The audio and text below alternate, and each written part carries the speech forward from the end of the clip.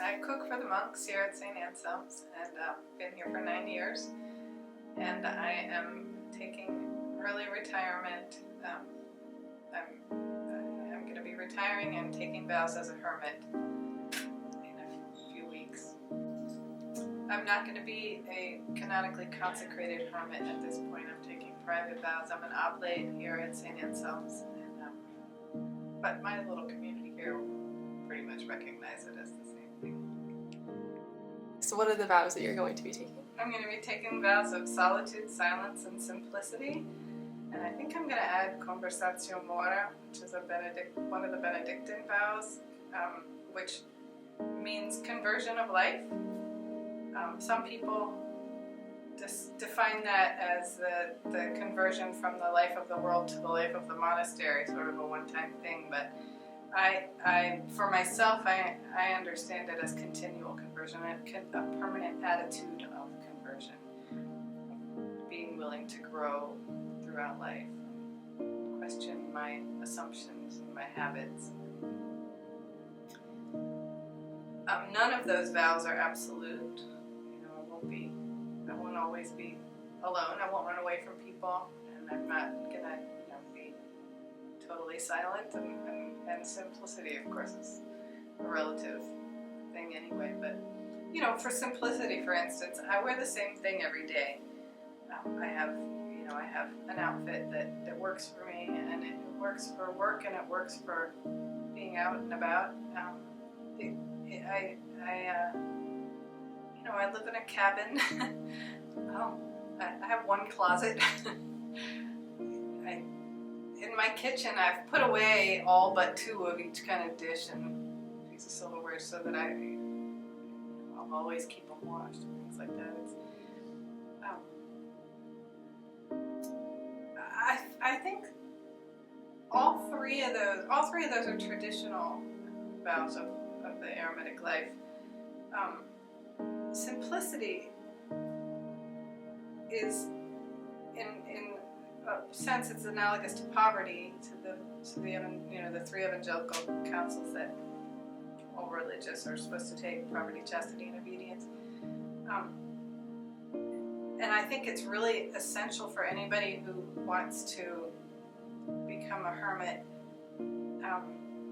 because you have to have a way to support yourself. I have a pension, but it's small.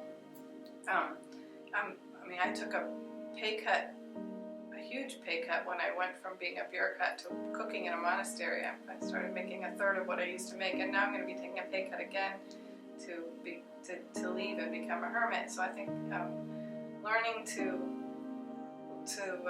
do without a lot of things is really essential, both spiritually and just practically, to be able to live this life without a job.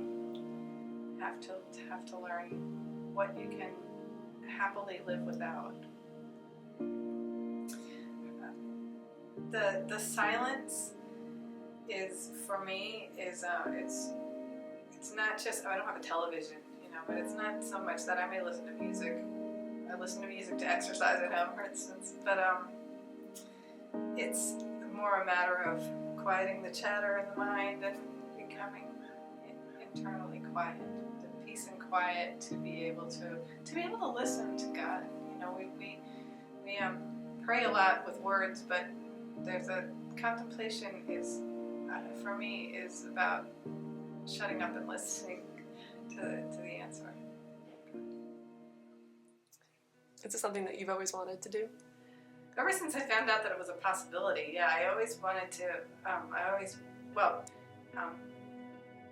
There was some bullying when I was in 4th grade that maybe I became depressed.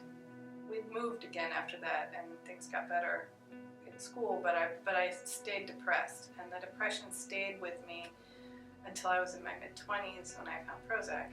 And in the meantime, in adolescence, I started drinking and skipping school and doing dangerous things and hanging out with dangerous people, and I was raped a couple times, and I ended high school with this persistent depression and PTSD. Ended up in a 12-step program, and that's where I came to believe in God. And as soon as I got that second and third step, which, come to believe and then make a decision to turn, the third step made a decision to turn our will and our lives over to the care of God as we understood it. It has ever since then seemed to me like there's no other way that it's worth living than to completely turn my will and my life over to the care of God. And I had been looking for I came into the church shortly after that, and I've wanted to enter religious life ever since, but I never found my place. Every 10 years or so, I'd go out and start looking again for the right order or the right community for me. When I was 40, I found a convent that I thought seemed a lot closer to what I wanted. They had a big farm and 400 acres, and they seemed like a really vibrant community. But I realized that I'd been living alone by then, as an adult. I was 40 years old, and it was just going to be really hard for me to live with 40 women.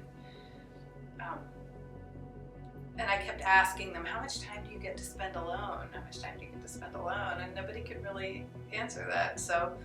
And then I found out that it was possible to be a hermit in the church, consecrated or otherwise. The church in the Catechism actually recognizes hermits in private vows as a legitimate way of life. It's named, although it's not the same level of recognition as canonically consecrated hermits.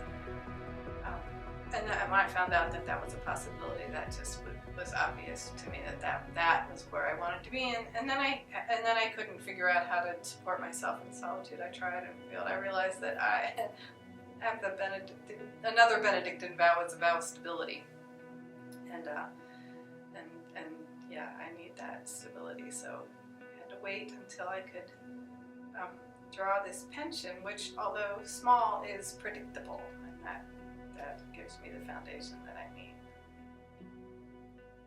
So can you describe what your daily schedule will look like? Okay. I don't know yet, except that it will be structured around the Liturgy of the Hours. That's definitely the framework for my days. But in between the hours, I do housework, yard work, whatever needs to be done, lectio, and other reading. It's not all work, but manual labor is an essential part of the monastic charism. It's a contemplative activity as well. What does it mean for you to live the contemplative life? The contemplative life for me is a life of being open and receptive to the presence of God and to the guidance of God. To be, I have a metaphor that I think of, an image of dancing. I'm a terrible follower in dancing, in couple dancing, and I think of like learning to tango with God, because it's a really intimate kind of dance that it's very close, and you have to really follow. And I'm really, I'm not good at that in actual dancing, but I want to learn that with God, to be completely focused on God and completely receptive and responsive to every little movement of God in my spirit. And that's contemplation to me. And that's the sort of radically contemplative life, is to be so completely tuned in and so free from anything that keeps me from being able to respond, and free from self-will. That's my problem in real dancing, is that I know where I want to go, and I have a hard time being led around. I'm very grateful for my vocation and for the opportunity to embrace it. The name Felicity is, it means happiness. I'm not taking it, I honor Saint Felicity the martyr, but she doesn't have anything to do with why I'm choosing the name Felicity. It's because I'm so happy. this life makes me very